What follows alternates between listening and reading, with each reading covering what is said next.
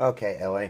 As I mentioned at the club, one of the most important things to know and practice and be pretty fluent on the keyboard with is the inversions.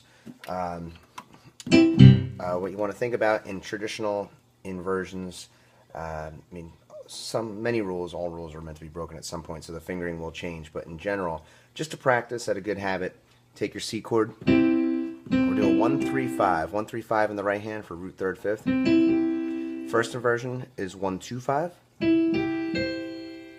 Second inversion is 1-3-5 again, and then 1-3-5 as we start at the root again. It's a good idea to practice this, keeping time, forward and backwards.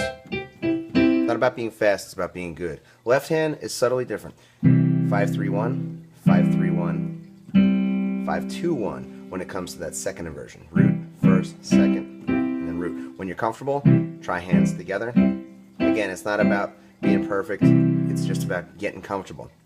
What that translates to is when you're in a song. If your song is a 1-5-4 progression, let's go a little further than that. 1-5-6-4. Let's say Jesse's Girl.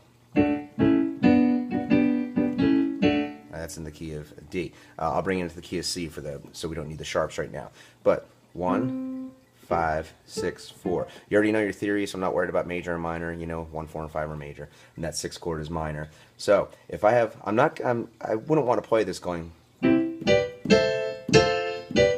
That's a lot of jumping around to do.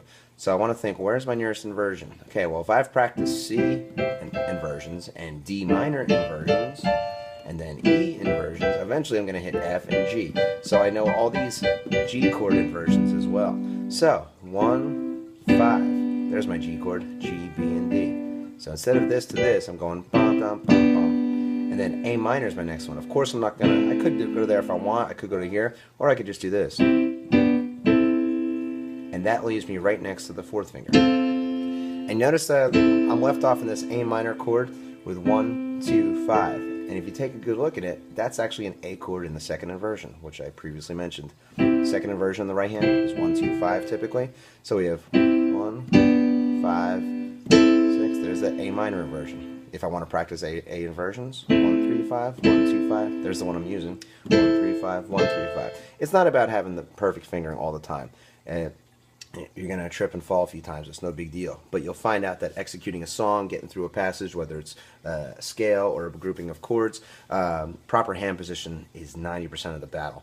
The other is just getting the proper notes. So I have this. 1, 5, 6, 4, 5, 1. I put that into play. I can even use a bass line here.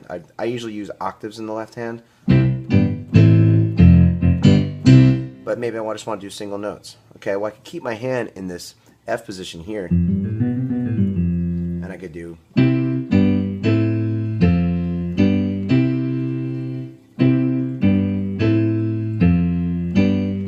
Now the song is actually in D. So you notice the fingering changes here a little bit. It's because traditionally we don't always, and very seldom do we want to use pinkies and thumbs on those black keys.